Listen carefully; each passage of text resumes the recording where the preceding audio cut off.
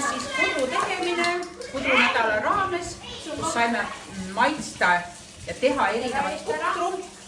Ja puder on lastele tervislik, kasulik ja loodan, et lapsed hakkavad kodus ka rohkem putru sööma.